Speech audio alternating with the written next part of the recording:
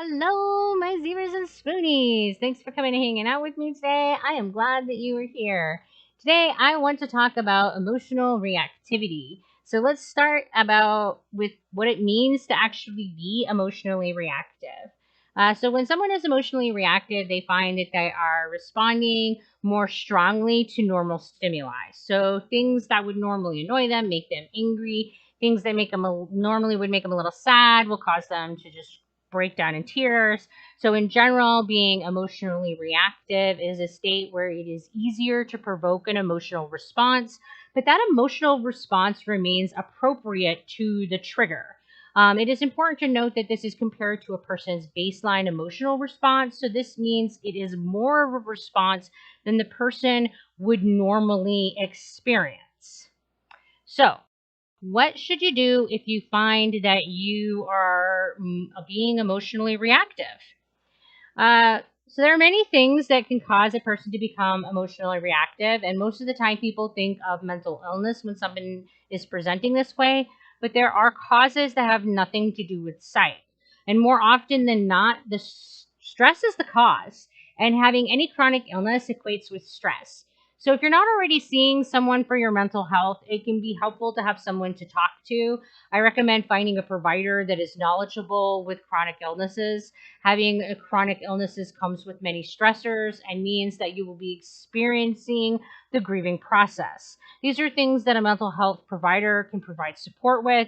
They can also provide a safe place to talk about all of the things that you are worried about, thinking about, or just want to vent in regards to your chronic illness. They are a great resource for helping us work through all the emotions that we have in response to the many complex situations that our chronic illness brings to us. So, there is the reality that many medications have side effects that can have an impact on our emotional status. And when you have chronic illness, you often end up on medications.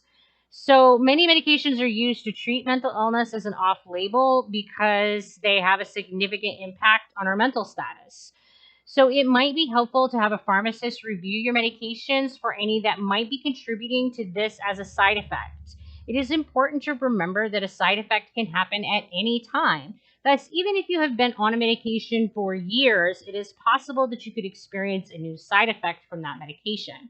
However, it is more likely that it would be caused by medications that are new or have been recently adjusted. So, assuming you have a uterus and ovaries, it might be worth seeing an OBGYN.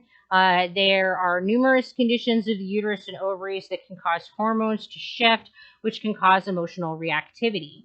It is clear that estrogen is closely linked with emotional well being. Depression and anxiety can affect the estrogen, affect us during that estrogen producing years. And it is true that we see this impact more when we compare it to people who do not have a uterus or who are people who are postmenopausal. Estrogen is also linked to mood disruptions that occur only in people with a uterus. So we see it as premenstrual syndrome, premenstrual dysphoric disorder, and postpartum depression. So, exactly how estrogen affects emotion is much less straightforward. Is it too much estrogen? Not enough? It turns out that estrogen's emotional effects are nearly as mysterious as moods are themselves. But having new emotional reactivity could mean that there is a change in your estrogen levels, and this is really worth investigating. Generally speaking, unless you are an adolescent or you are an individual going through menopause, you shouldn't be having significant shifts in your estrogen level. So if that's happening, then there's generally something going on to cause that kind of shift, and you really should investigate why that's occurring. In this same line of thought, birth control can have the same impact on our systems. Sometimes, when our medical status changes, our response to our medications, including our birth control, can change. So, if you have a history of depression, you're at increased risk of having your mood impacted by your birth control. So, this is important to keep in mind. Other medications can also have an impact on the way that your birth control is working. So if you change other medications, it can change the way that your birth control affects your body. Unfortunately, there is really little research on the ways that birth control impacts the body beyond how it impacts the reproductive capacity. There is some research to suggest that birth control can have an impact on mood and memory, but there isn't a large enough body of research to really understand the impact or to provide really good guidance for management. But it's important to kind of keep this in mind as a possibility if you're finding that you're experiencing emotional reactivity and you might need to try a different type of birth control or take a birth control vacation for a little while to see if that is in fact what's causing the problem.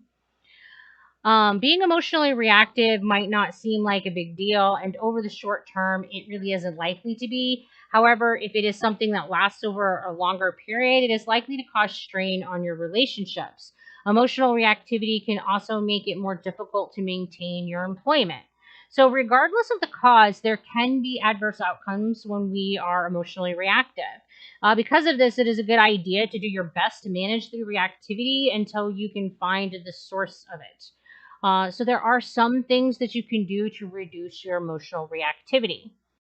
The first thing to do is to do your best to get high quality sleep. When you are overtired, you have a harder time regulating your emotions. Being well rested will go a long way to helping to reduce your emotional reactivity. If you're someone that has insomnia, parasomnia, or other sleep problems such as apnea, it's probably going to be a good idea to go see a sleep specialist to ensure that this isn't what's causing the emotional reactivity in the first place. Having a sleep study done could be helpful if you haven't had one done or for it's been a long time since one has been done. Sometimes we think that our sleep is well controlled, and then we do a sleep study and we find that that's not the case. Some really interesting research has been done to show that our perceptions of sleep can often be highly inaccurate. Like, oftentimes we think that we're sleeping when we're not, or we think that we have not been sleeping and we, in fact, were. It's really interesting research and it's really counterintuitive. So in general, we function best when we are taking care of ourselves. This is true in regards to all of our things. So thus, making sure that you're staying within your diet, engaging in exercise is all going to help. Make sure that you're taking your regular medications on time and that you're staying within your treatment plan. If you're going to try to reduce your emotional reactivity, keeping up on all of your chronic illnesses into the best control possible is just going to help.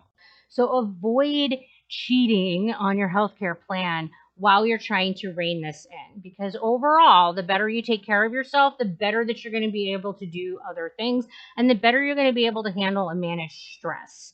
I mean, just kind of think of it as spoon management. You want to be managing your stuff as best as possible so you have as many spoons available to deal with your emotional reactivity.